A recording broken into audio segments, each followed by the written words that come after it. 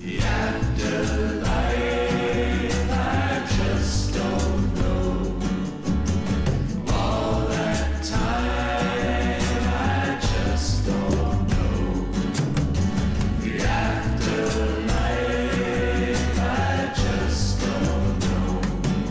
I just won't know. I just won't. All right, everyone, welcome back. This is the end of the world with Michael and Stu. I'm Michael. And I'm Stu. Today we are talking about Albert Brooks's 1991 film Defending Your Life, which as a child was, one of my favorite movies. I feel like I saw it on cable all the time. And Interesting. You were shocked that I had never seen it, right? yeah, maybe this is the slight difference in our age showing, Or nation. or the feel like- the American. Did Albert Brooks break Canada in quite the same way? I'm not sure. Yeah, but I mean, this was a hit movie. You'd think it would have, Yeah, I mean, Meryl Streep's in it. played at the Varsity Cinema in Toronto or whatever. Anyway, but before we get into the actual movie itself, I thought, as this is the first episode in our mini series on the afterlife, I thought it'd be good to talk about our original, our second podcast. I went back in the archives in the podcast mines and discovered we had actually recorded a first podcast that I completely forgot about. That was about, I think that the topic was like things that everyone hates but that are actually kind of good. And was it Dave Matthews Band? Yeah, and there's like 2 hours of you and me getting like deep into the lore of. There's like a long segment. We will find room for a Dave Matthews Band episode somehow. We'll figure a way to work that in. But you're explaining the origin of the term Jimmy thing, which I just had no idea about, and my mind was just blown. We'll save that for the inevitable end of the world Dave Matthews episode. Right, when they finally call it quits, we'll have to act like a paradigm has shifted, right? Yes. But originally we were going to do this podcast and we recorded, I think, about 7 episodes, including like 4 takes of the first episode that I've discovered, that was called A Very Brief History of the Afterlife. And I think the goal was to sum up different cultures, starting with ancient people's vision of the afterlife. And I think we did, You'll find out what we did, because we're basically going to be repeating. Yeah, and the other idea, I think, was that once we would get through it, the sort of evergreen nature of the show is to move to a different topic. I think medicine was suggested. Yeah. Like a bloodletting episode. Leeches, right? Yeah. Right. The humors. Talking about it now makes it sound like, this might be the first miniseries that kind of echoes the very brief history of mentality, right? Yeah, and I think in the case of the afterlife, it ties in nicely with our focus on the end of the world and apocalyptic thinking, because, one person's answer to what happens after the apocalypse is, well, the afterlife happens, right? Yeah. Plus, the afterlife itself is a kind of embodiment of the end of the world for an individual, and like where they envision their eternal soul. And some religions have apocalypses, foretold, and then obviously cults who believe in certain religions then also think of the end of the world as looming and meaning something and get ready, that type of thing. Right. So, and we've already touched on some of that with our David Koresh episode, and a little bit with the Antichrist. I think that this is getting towards that. So but as a way in, rather than doing what we did last time, I thought it'd be fun to just talk about this Albert Brooks movie, which I, as I said, have always really liked. And now I've watched it twice in the last week, and I would say I still really like it. It's a little bit dated in some ways, Sure. but in ways that the film kind of does a nice job of explaining to the audience. It also sort of makes me think like there's not like an oversaturation of movies in this vein, right? No. And Like Brooks, there's Bill and Ted's, right? yeah, I guess that's true. That feels sort of similar, of like the humanification of the afterlife as process, as bureaucracy type thing.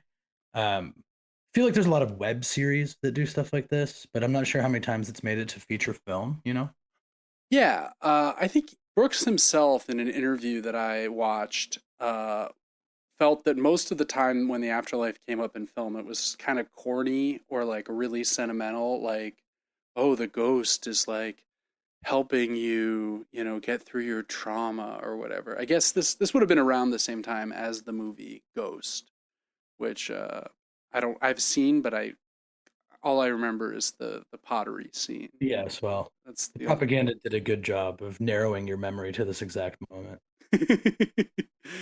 Yeah, it's featured in some uh, subsequent parodies, obviously. Right. So Brooks is an interesting guy. Have you ever watched much of his stand-up, or do you have any relationship with him? Not much. I mean, I saw what's the famous rom-com of his? I don't remember what it was called, but my other friend recommended it, and I also thought it was really good. But I can't remember what it was called. But no, I mean, I'm aware of him as a very influential comic more than I am like familiar with his work, if that makes sense. You've read about him more than you've Yeah, like encountered the actual work itself. I would say he's kind of like his generation's answer to Woody Allen. Or yeah. like that's Little kind bit of there's a little bit of Gary Shandling. definitely Gary Shandling. I think is his pretty much his contemporary. He's a little bit older than like Seinfeld, Larry David, but Yep. they're very clearly drawing on Yes. his style. There's a couple moments in this movie that I was like, Yeah, they feel like punched up versions of Albert Brooks in a way. And the movie I was talking about is called Modern Romance. oh yes, of course, of course. So interestingly, Brooks' birth name was Albert Einstein, which What? yeah, Are yes, you serious? yeah, like Oh my God. his family name is Einstein, and his brother Bob Einstein was also he played Super Dave Osborne. He's in Curb Your Enthusiasm. He passed away, I think, in 2019, but was Like also every family's got a Bob Einstein, right? I can't be more like Albert, you know? but It's like Brooks is born in the late 40s, so Albert Einstein was a known quantity at that point. So interesting. you have to think his parents were maybe hoping for some kind of scientific career for him, or maybe he was just named to honor the great man. Yeah, or maybe a family member, and they're like, we promised Albert. And people are like, well, how's this going to look? Albert Einstein? You're naming the kid Albert Einstein? He's like, but we have to. We already promised. Grandpa's dead and it was his last wish. Right, exactly. I would have loved to be a fly on the wall for Yeah. that decision. His parents were both in show business. His dad had a successful. He was like a radio comedian, and his mom was an actress. Oh, so he was like an early, like a Nepo baby. Yeah, kind of. I don't think that was the term used at the time, but he was born into the business, like a lot Mhm. of like John Wilkes Booth or whatever. Right. It's acting. He was his generation's John Wilkes Booth. It was like a career you pass on to your kids, like Sure. being a plumber or whatever. And probably as we've seen with some nepo babies, doesn't always work out, right? There's No, but I think Brooks lived up to it. I mean, yeah, it feels like he had more, what you're saying, he had a more significant career than either of his parents, right? certainly, certainly.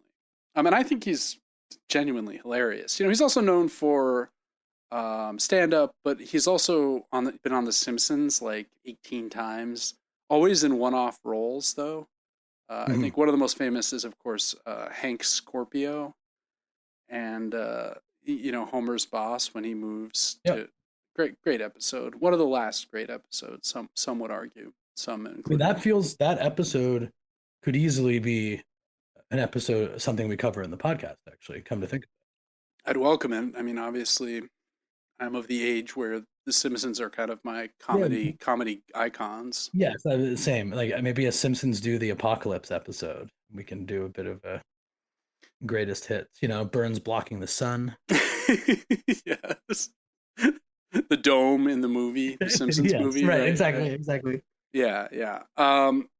So this movie is about the afterlife, and it's centered on the idea that the most important thing to overcome in life is fear. Hmm. And if you can overcome your fear, you go through this sort of judgment process, this place called Judgment City after you die. And then if you successfully defend your life, you're allowed to like move on to the next stage of Hmm. existence, whatever that may be. Right. And then it's important to say the other distinctions that get made in the judging process, there is also a parsing of the other outcomes, right? So you can fail to defend your life in a way that leads to um, you moving on, moving forward, moving upward or whatever. Or you can defend your life in a way that they have you go back. Right, right. Those are the two. Right. Those are the two options. If you Yeah. fail, you go back. You're reincarnated. So there's a little bit of a like Buddhism kind of karmic idea here. Except, Right. And there's no escape, right? well, If there, you're not doing it right. Or yeah. can you be like thrown away? Sort of thing? I think eventually, at one point, Yeah. It was intimated at that there can be a point where they just pass you give up. on. They're like, That's right. whatever. And it was like, his defendant, we'll talk about him His later. defender, yeah. Defender like hinted at that Yeah. that could happen, but don't worry about that. Like it's rare, Right. Like some people have been reincarnated 100 times, and after That's that, right. they're just kind of like, all right, whatever, but you're through. Um, the focus on fear I thought is interesting because it's an incredibly neurotic thing to focus on, right? Like, Well, and the thing I like took away from the fear thing right away and didn't feel realized in the movie, or maybe it wasn't supposed to be, was that it gave me the sense that whatever happened to you when you move forward would require a lack of fear, right? So not that necessarily things would get worse, but that we'll talk about this too, as your brain expands, as you start using more of your brain, you are going to be confronted with things that you might not be able to overcome if you are this, run-of-the-mill, fearful human being. I That think was that, the sense I took. yeah. Or that your neuroses will get in the way somehow of whatever. Of the greater expansion of your mind that seems to define the afterlife in the movie. That's right. And I was reminded, of course, of the famous quote from Yoda: "Fear is the path to the dark side. Fear leads to anger. Anger leads to hate. Hate leads to suffering." So I do love the quote, and I love attributing it to Yoda. well, I mean, he's the one who says it, and I'm assuming he's also the one who wrote it. So Yeah. But to get into the story of the film, our main character, played by Brooks, is Daniel Miller, who's a Los Angeles advertising executive. The opening scene, you kind of see him. It's his birthday. He's at his office. He's getting jobs. He's kind of doing stand-up. Yeah, and he's not quite an advertising exec asshole in its highest form, right? No. He's kind of self-effacing. When am I going to make a little more money? This gift looks great, but he's not like a Don Draper, Roger Sterling type person at all. No, but of course, this is like the late 80s, early 90s, where I just mean there's a bit of levity to him as the advertising exec. yeah. He gets a bunch of CDs for his birthday, which I thought was funny, and a CD player. Yeah. A new technology at the time, and this really brought back memories. Do you remember when CDs used to be sold in those like long, like boxes? Oh, yeah. Right? Yes. Like not just like CD. What was the first CD you ever got? Meatloaf, Bat Out of Hell 2, Back awesome. into Hell. You know what? I don't remember my personal one because the memory that's stuck in my head is my brother getting Lenny Kravitz, "Are You Gonna Go My Way?" A little bit Banger, by the way. Banger's all the way down. Great record. A little bit better than Meatloaf, I will say. I think I got Meatloaf, Gin Blossom's New Miserable Experience, and Aerosmith, Get a Grip. I think those were I think might be my first actually get it. I mean, it's definitely a very early one. Yeah. And certainly Green Day, and then Pearl Jam 10. I had Dookie on cassette. That was I had a bunch of cassettes. I had some Guns N' Roses. I think Use Your Illusion 2 on cassette. Good stuff. But the car dealer, in contrast, he goes to pick up a new car, which he's gotten himself for his birthday. There's a little bit of apocalypse talk. His friend is driving a Jeep, which he's like, he's like, well, try getting around in your BMW in an 8.4 or earthquake or whatever. The car dealer we meet is like much slimier than he is, which is kind of funny. He gets his new convertible Beamer, classic. But I love the scene because he gets shown this gorgeous sort of elongated convertible BMW that he falls in love with instantly. And then the car dealer realizes that's not the one that He's cost like, no, 30. no, that's not yours. This is yours. And then he points to the smaller one, and Brooks is kind of like, "Come on, man."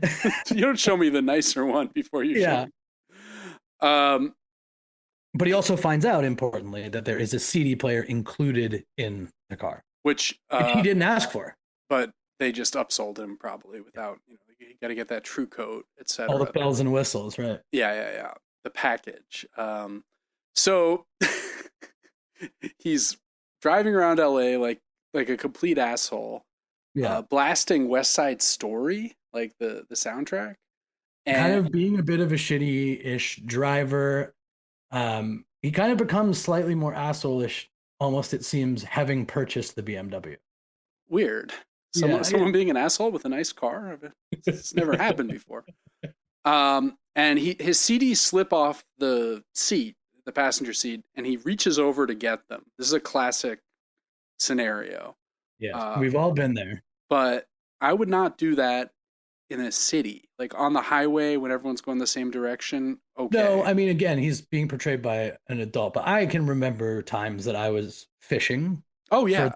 Because all the CDs would always end up like on near, like in and around and under the car mat on the passenger side. Oh yeah, in the wheel well. Yeah, and you're just sort of feeling while looking. Yeah. You know, like grabbing and feeling, and then like you sense you might be able to take a real quick look. And Yeah. then it's like where is Soul Asylum? I simply I cannot find my Soul Asylum. Yeah, album. Grave Dancers Union, another early CD purchase. I think I had that on tape actually.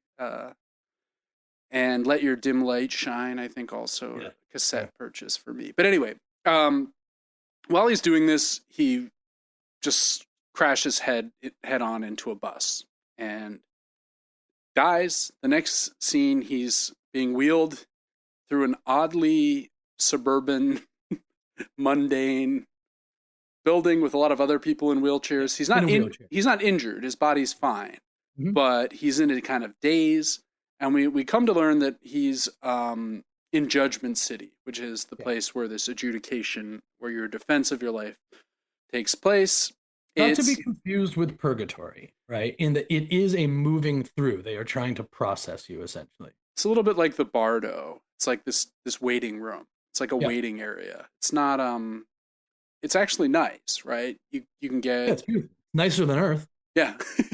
Everything you buy, everything you eat is delicious. It's the most delicious you've ever had. You don't get full, and they're like obsessed with this. There's so much eating. Yeah. And it's one of my favorite parts. Like every time there's like a conversation with a waiter or waitress, and everything on the menu is amazing. And then every time they taste it, they like take real screen time to establish how much they're enjoying what they're eating.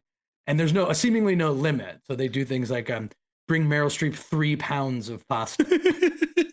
But she still eats one noodle at a time, which I thought. Yeah. It is also oddly contemporary to the world in which he's just died from. I mean, it looks kind of like LA. Early 90s strip mall kind of vibe, office complex. And they explain, his attorney, Bob Diamond, is played by Rip Torn in a classic Torn performance. He sort of explains that like they're always updating Judgment City to make it comfortable for the newly dead, right? Mm-hmm. So it'd be weird if you died and were in like a medieval castle or like an ancient Greek agora or what have you. Presumably when people died, 2,000 years ago, that's what they would have found. Yeah. And also we learned that... But also interestingly about Judgment City is that it exists as well as a program, as a project, I should say. Like in that they ask for comments about how to make the city better. So the idea that 2,000 years ago, right, when you die, you then appear and it looks like LA in 1990. That's not the case. No, right? No. They've been building it up sort of weirdly and interestingly alongside Earth. Yeah, keeping it in sync to make people who die feel comfortable. Yeah. And he suggests more mini malls. And she's like, you know what? The woman he's talking to is like, you know what? They just built 5 of them on the outskirts. Yeah. And there are also permanent residents of Judgment City. Like the various people that work in the offices, the defenders, the judges, they all live and mingle among the newly dead. And the newly dead are distinguished because they all wear these things called tupas, which are these kind of like white outfits with the belt. And then there are other people who are just dressed normally in like business suits and suit and tie and stuff like that, which I like. It's a paradise, as I said in my notes, but it also looks like a '90s Ramada, right? Like it's not paradise in the sense of it's aesthetically overwhelming. It's Yeah, that's right. That's right. which I like. He flips on a TV while he's in his hotel room. He stays. He's going to stay for 4 days. That's how long the process takes. The shows on the TV are your biggest fear game show, which is kind of like proto Fear Factor for the afterlife. There's also an advertisement. But also, like, you can see what the goal is in Judgment City through a show like that, where the audience cheers because the contestant finally decides he's willing to face his big fear, right? Yeah, exactly. And they're also advertising like you can go horseback riding, you can play golf. There's an all-you-can-eat buffet where just like a table is covered in food. And the Weather Channel, it's just perfectly clear every single day. There's no hell, we learn. The only option, as we said before, is you go forward or you go back to Earth. Yeah, it's one of Rip Torn's great moments where it's like in classic Rip Torn form, that explains just how truly transcendental he is as a comedian, where he can say the exact line you think he's going to say and still crush. So it's like Brooks is like, "There's no hell." He's like, "There's no hell," but I hear LA is getting close. Yeah. And then they both laugh the same, like. Yeah. He has a good rapport with Rip Torn, Bob Diamond, but it turns out his prosecutor is the so-called Dragon Lady, played by Lee Grant, who is fantastic. And over the course of these 4 days, they're going to be taking a look at 9 days of his life. We also learned that children don't have to defend themselves; they just move forward. So, isn't that nice? That's what Rip Torn said. And isn't that nice? And then teenagers don't either because they're too much of a hassle. They destroy the hotel. They thought about having them defend, but it's just too much. Immediately, Brooks is like riddled with anxiety. Or Daniel is. Yeah. So before we get into that, why don't you just explain basically what he's here to do and what the defender Rip Torn and the prosecutor are going to be involved with? Like, what are they telling Brooks is coming? So you're gonna, over the course of these 4 days, they're gonna look at events from 9 days in his life, and they are exemplary of moments he either overcame fear, thus showing his worthiness of moving forward, or succumbed to his fears. And obviously, the defender will pick the ones that are favorable, and the prosecutor will pick the unfavorable ones. And there's a panel of two judges. Right, because every second of your life is recorded in sort of HD. Cinematic fashion, which is with like shot counter shots. It's like all there, which is like a horrifying notion. Like, no, I know it, but like it's multicam. Yeah, right. Every second, it's not like a flat image. No. It's someone with some chops has directed your entire life. He goes to a stand-up show on his first night, and the comic is just awful. Like he's just bombing. And when he walks in, the other thing is most of the other people in Judgment City of the newly dead are old people, because the vast majority of people who die are, of course, older, at least in modern times. It's probably a little different in World War I era, I would imagine. But and Meryl Streep is there. She plays Julia. And as soon as he walks in, she's like got eyes for him. She immediately... Yeah, I mean, it's important to note that everybody else is very old. Yeah, right. And she's the only. They're both around the same age. That's right. He's obviously, I guess, a little bit older than her, I think. Yeah, but definitely she sort of initiates. She comes up and she's like, "I know you." Yeah, and he's like, and another interesting part of this, right, is. You go back to the incident that led to his death, right?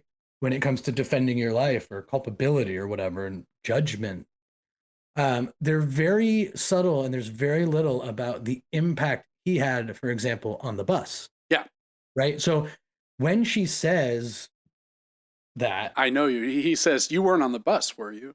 right, because like and it seems like the only time that he confronts like, what if there's 20 other, I don't know how many people died when I ran right into this bus, right?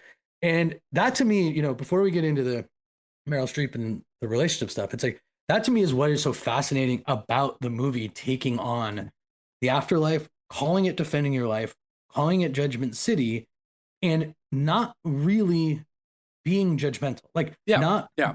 really drilling down into this one neuroses of life that I think quite interestingly, like I think we can all agree, generally speaking, while fear can be well placed in certain moments, overall it tends to hold us back from a more a riskier and potentially better, potentially bigger life. Potentially, but also potentially much worse and Well, reckless. sure, sure. But I think most people, when they get, whether it's to our age or God forbid, even older, right?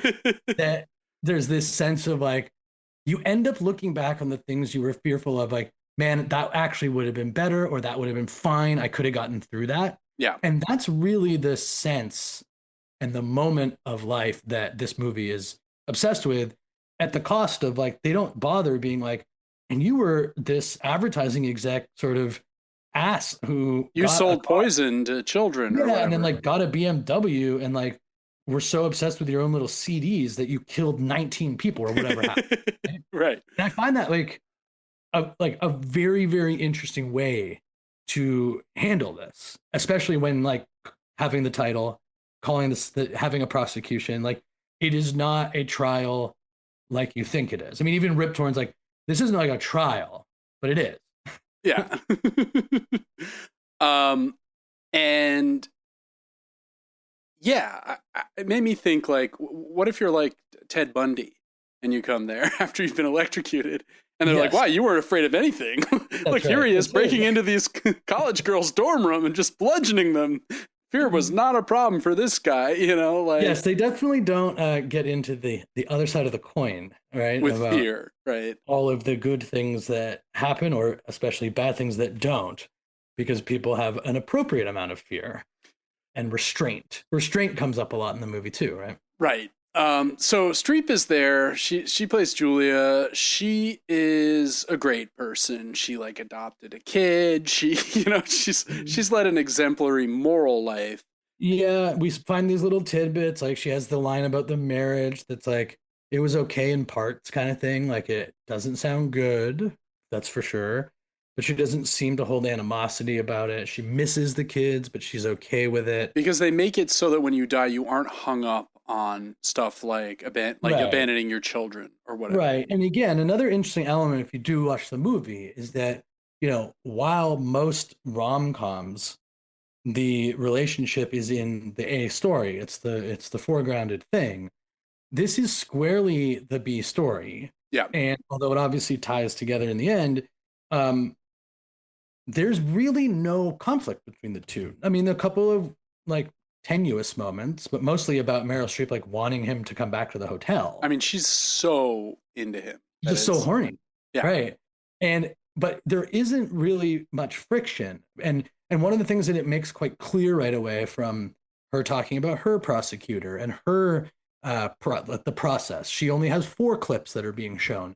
She's kind of, it seems like, been anointed already to move forward. Like they know what they got Yeah, here. everyone loves her. That's right. And Daniel feels unworthy, right? Because Yeah, he's got twice as many she up clips. against her. It's like, wow. So we see some clips from his life and in the first day of the actual trial. The first one, he's being bullied by this kid. I love the kid that plays childhood Brooks. Oh, he's great. Yeah, this kid rips up his binder, and even the bully's like, "Why don't you stick up for yourself?" Yeah. The bully is like trying to help him, like, "No, you got to push me back here now. This is Right. uh, and he says that he's showing restraint, like he wasn't lashing out. That's right. This is one of the defenses against a prosecution that's like, look how scared. Actually, courage is shown in restraint is sort of what is brought back against it. That's right. And the next scene, he takes the blame when one of his classmates has lost his paints. Yeah. And it's a very funny scene. The teacher's like, "How much do the paints cost, class?" $10. And, I'm going to have to call your father.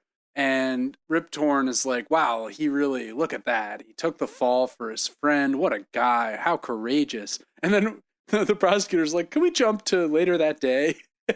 And you see the father, who's just this kind of monstrous guy from the other clip we saw of him earlier, is like, "You're gonna have to figure out a way to pay for this. $10. Also, $10. He instantly rats the kid out. Yeah, he's like, "It wasn't me. It was Steve. Steve lost this thing."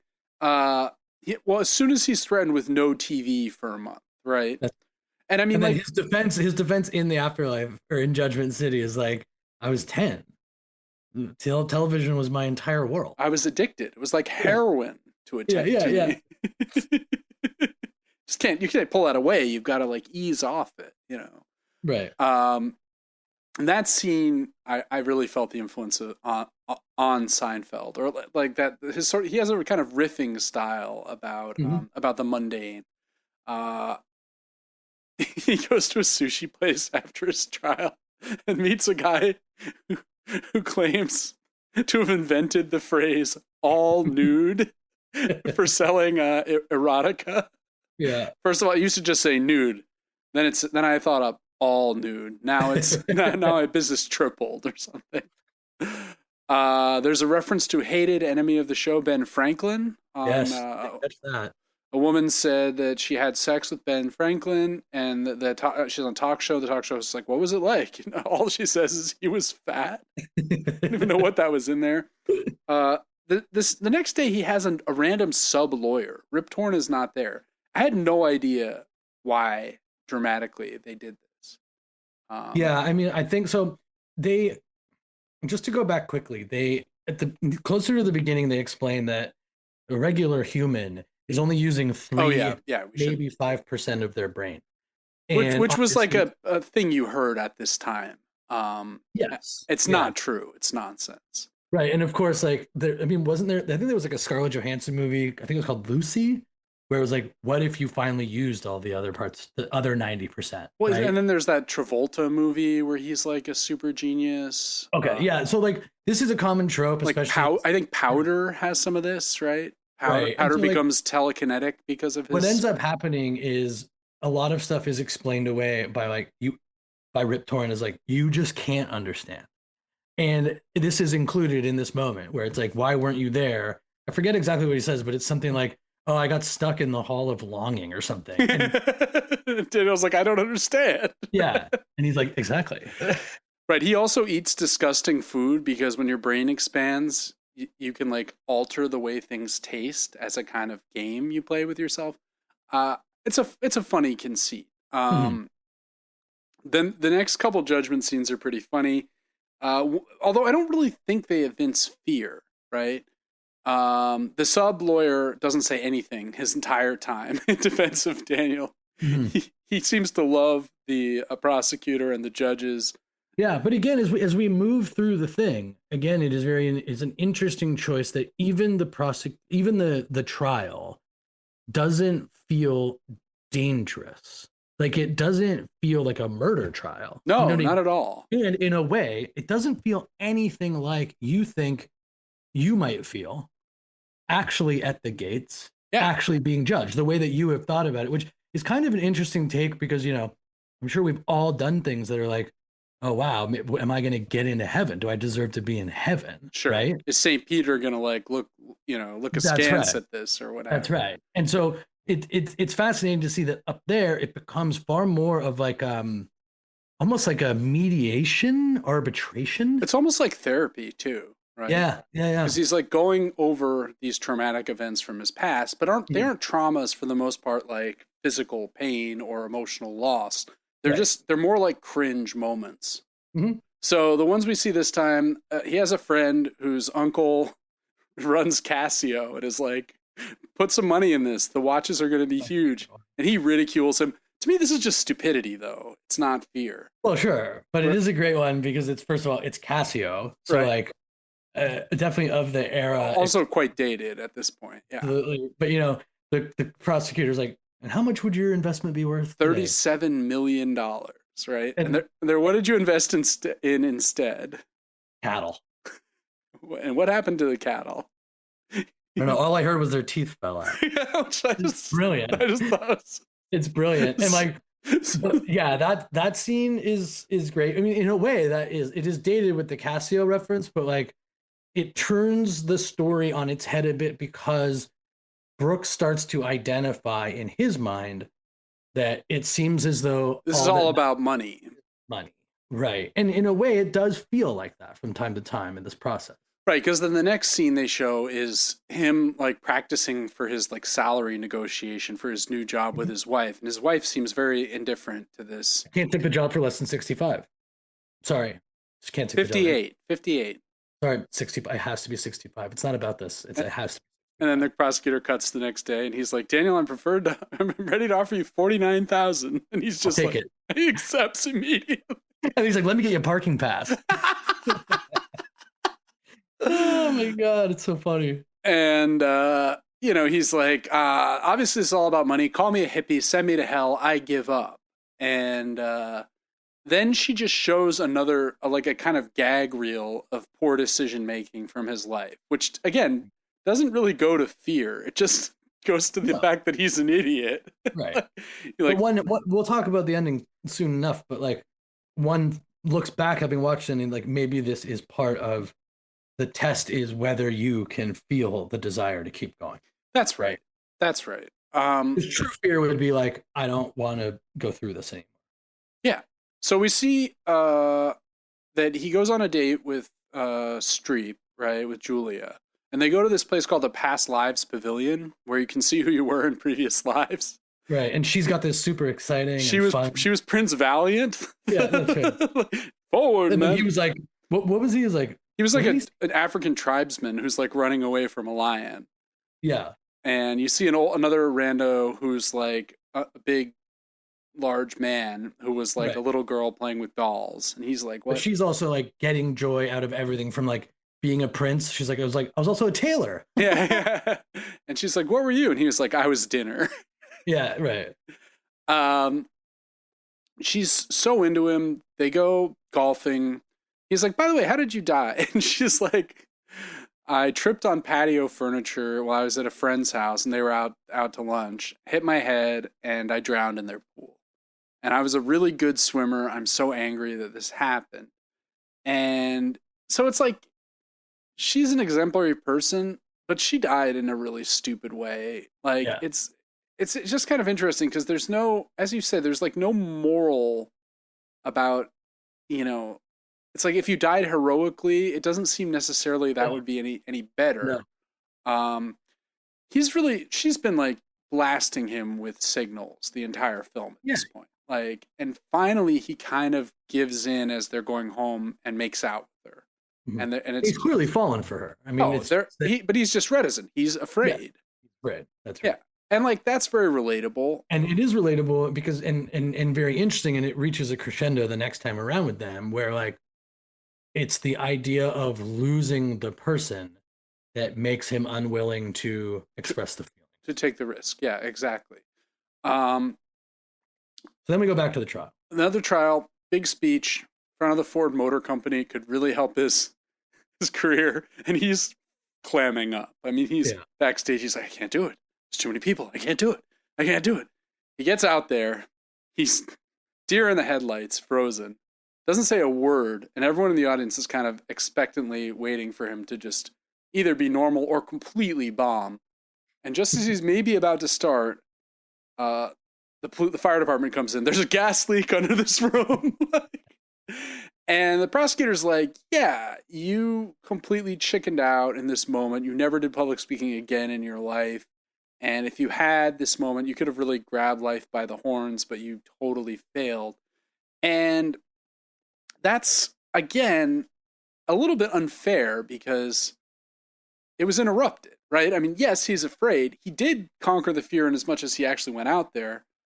But we don't know that he would have, maybe he would have like snapped into it. Which again, Stu, is like a really interesting take on this process compared to the conventional one that is in most people's minds, right? That a God that is all seeing and all knowing, records everything, knows your heart, all that stuff, would not be as open to criticism or easy to show the fallibility of their notions. There wouldn't be, you would think, like a defender who could point out. You would just be thinking that you'd be being essentially read your rights, right? Yeah. And so that's a really fun thing that they play with. It, like, if the prosecutor is more like the God figure that you typically think of, they too are just trying to spin a case. Yeah. No, exactly. And it can go either way. We hear at the beginning of the trial that she, the dragon lady, lost last time. Yeah. So then his lawyer shows the one courageous thing he did in his whole life, which is which foreshadows his death too. He's riding on a snowmobile, like a complete jackass. He's like, oh, and he inadvertently drives off a small cliff, and breaks his leg, and he's 3 miles from safety. And he manages to drag himself to... Which, again, the defender's like, how courageous? And then the prosecutor's like, courageous. He never snowmobiled again. Yeah. And also, it's just self-preservation. That's not courage. This is just instinct, right? So she's not really very fair. But again, that is interesting, right? Yeah. And that's her job. Yeah, exactly. He gets done a little early, so he goes to see Julia's session, the Meryl Streep character, and like her both lawyers are just like, wow, what a person. They're watching her rescue her kids and then from her burning house, and then she goes back in and saves her big fluffy Persian cat. And we hear guys like, I'm sorry for the delay, judges, but I just had to watch that again. That's just outstanding. and like the prosecutor is just like, wow. Yeah. But it's interesting because there's no discussion about like what people carry from previous lives, what they remember. It's like, what was it about this life? What was she like before that made her get sent back? And then this time she's ready to go. Like, there's none of that, right? Yeah, it's not really explained. They go to dinner. This is when they have the Italian food. The prosecutor's at the restaurant. Daniel's neurotically freaking out about it. Julia puts in a good word. She goes up and she's like, I think Daniel's just wonderful, And then the prosecutor's date is kind of into Julia. It's like, oh, hey. And the prosecutor's like, what the hell? They go back to her hotel, which also is much nicer than his hotel. He's staying at a Ramada. She's staying at like the Four Seasons or something. Yeah, that's right. Which is also good. This is almost like the fix is kind of in, they have an idea of where you're going to end up when you arrive, it sort of seems. Basically, he doesn't know that she's like, why don't you come stay with me tonight? Like, I love you. She says she loves him. Yeah. And he never says the same thing, although it's clear he feels it. He just says stuff like, oh, Julia. Yeah, he doesn't reciprocate.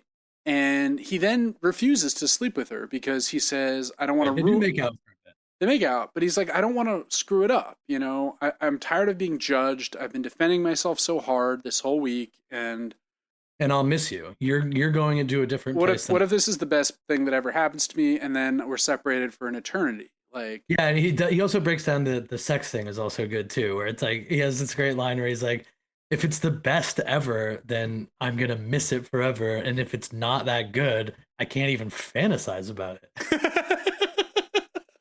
Which I think is a great argument against casual sex. It's like, yeah, just get to the precipice and then, you'll get more mileage out of what you can make in your head about it.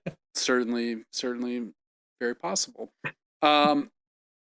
So he calls her up, but he realizes he never even asked her last name. So he calls her hotel, and he's like, "Do you have Julias? Do you have a Julia? Oh, we have 2 Julias." He's like, "Well, then just leave this message for both of them." I like imagining the other Julia getting this message and being like, right. And he's like, "I'll love you forever. I'll miss you forever and ever." And then we go to his final day, where he's down on his luck. He's gotten divorced. He's down to his last $10,000. He has a trip to Hong Kong that he had booked with his wife. His wife's gone now. And he upgrades to first class when he finds out that he's going to be in the middle seat from LA to Hong Kong. and he blows a third Yeah, of and it his. also is about spending money, even if it's money you don't have. It's like the defender's like, see, like he went for it. Yeah. Okay, he put himself in like $5,000 of credit card debt on a whim, and Well, it's yeah, praised, yeah. I mean, it's which I guess makes sense. It's like you can't take it with you. Like once you're up in Judgment City, right? and the prosecutor throws a real curveball by showing the scene from the night before, which is never explained that they can do that. Like, Yeah. although And you of course, Daniel is proceeding the whole time like Judgment City is not being recorded, which is interesting. It's like, of course, wouldn't you maybe be like, wait a minute, once are you they? realized your whole life had been recorded, wouldn't you make Yeah, the leap that yeah. maybe The trust is there that they stopped, and of course they didn't. And then the clip shows that he's too scared to. that he chickens out from sleeping with Meryl Streep's Julia? Uh, and then Rip Torn's like, he was worried about AIDS. Like, Yes, AIDS comes up a lot in this a movie. joke for the moment. Yeah, it's very we're being told constantly that when you sleep with someone, you're sleeping with everyone they've ever slept with.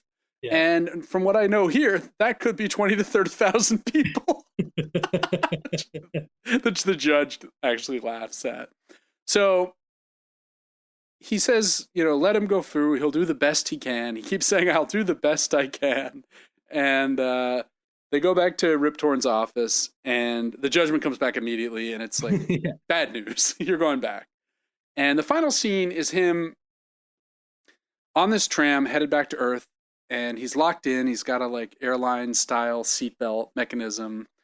And across the way on the buses, trams going to the good place, if you will, Meryl Streep's character is like, Daniel. And for the first time in his life, he just like throws caution to the wind completely. He unfastens, he gets out, and gets electrocuted by the trams and makes his way across. And at the last second, we cut away to them, the judge and the prosecutor and the defender, watching this all unfold. And the judge is like, all right, he did it. He can go. He's reunited. Yeah. They go off. And it brought to me to like my interpretation of the ending. I'm not sure if you shared it all. Sure, go for it. That Julia was part of the judgment and trial. That this perfect character the Julia was an op, essentially. She is an op whose job is to help test people with Daniel's profile, and that actually the only way he could get through was to go for it with her in this exact way. And one of the ways that tells for me of that is kind of when he calls the two and finds out there's two Julias, we do also learn that both of them had set their status to do not disturb. So Julia had not left it open for some sort of like late night rendezvous. It had all closed, it had all ended. And then, it's, I guess you do see them decide, but it feels more perfunctory. It feels more like they're like, yes, he accomplished the thing that we've been trying to make sure he can do. Yep. I like that reading. That's not something that had occurred to me. I took her to just be a more naively nice person who was just like that. But given how frictionless, as you said, their whole relationship is, I think. And her trial's not quite a trial. Right. I mean, they're literally just celebrating her. She's. Right. He says, that looks like an insurance commercial or something, right? Right. And like the idea being like the final boss is if you do fall in love with someone and you decide to be with them, that one of you is going to be gone from the other one's life at some point. And for a lot of people, that's like the most fear-inducing thing there is, right? Yeah. As evidenced by like, even just things like couples who tend to statistically die more closely to each other than non-coupled people, right? Or people who are dependent on each other, at least. That to me felt like part of the message of the thing too. Yeah, no, I like that. So I still really like it. I think it's a smart, funny movie. There's some really good jokes. Some parts of it are dated. Mm-hmm. They go to the Japanese restaurant. It's a little like, yeah, but it's nothing too offensive. Thank goodness. No. Um, but why don't we? Do you want to talk just briefly about how next week is going to look as we start? Yeah. So next week we're gonna go back to the beginning. that is, We're talking beginning. yeah, we're talking about like early human ancestors, the beginnings of civilization. Like, what are the first evidences that People we? who started digging in a spot. Yeah. Like, what do people think? What can we tell from what the earliest ancestors of humanity left behind that they might have believed about the afterlife? And That's right. yeah, it'll be interesting. It'll be a little different than the format of the show has been for the most part because we won't be like reacting to a specific work of media. It'll be like a little bit more historically oriented. And And for our listeners, I'm even more clueless about this stuff than the other stuff we've talked about for the last year and a half. well, but I think in the original podcast, you were kind of playing a character who was like So I managed to convince you. Yes. Yeah. Oh, yeah. I'll be over here as the guy who doesn't know about this. And the funny thing is now This is good because it is, again, I guess maybe that's true to somewhat, but probably less than you think. I mean, if I am speaking of the movie and the miniseries, like my fear of death is well documented. It's on the board. And I do have a lot of questions for, as I think I said in the first podcast, and I'll say it again right now, like I would love to get through all of these and find one that sort of appeals to me and like maybe start going with it, right? Because right now I've got nothing, and it's really getting to me as I enter the gasp second half of my life, maybe. We'll see. what about Judgment City? How would you be if this were the situation? How would you feel about that? I mean, I have exhibited a lot of fear. Like, I can imagine the tape just being like, you were smoking a cigarette and you tried to light it with a match, and the match head fell into the space between your skin and fingernail, and you thought you were going to die from, and I quote, sulfur poisoning. And then, the humiliation when my character is told that that's when I was 24 years old. Oh man, we're gonna be able to plumb some good Michael neuroses over the next few episodes, and I'm looking forward to it. So in the meantime, if you like the show, like, subscribe, follow us to the podcatcher of your choice. If you really like the show, review, rate, etc. Follow us on Instagram, the End of the World WMS. And yeah, I'm looking forward to this. I think it's gonna be really fun. And it's not going to be exhaustive, by the way. It's going to be chronological, and it's going to be the first few. And then throughout the podcast, I think we will revisit. Yeah, we'll come back to this. Yeah. So until next week, this has been The End of the World with Michael and Stu. I'm Michael. And I'm Stu, and we'll talk to you real soon.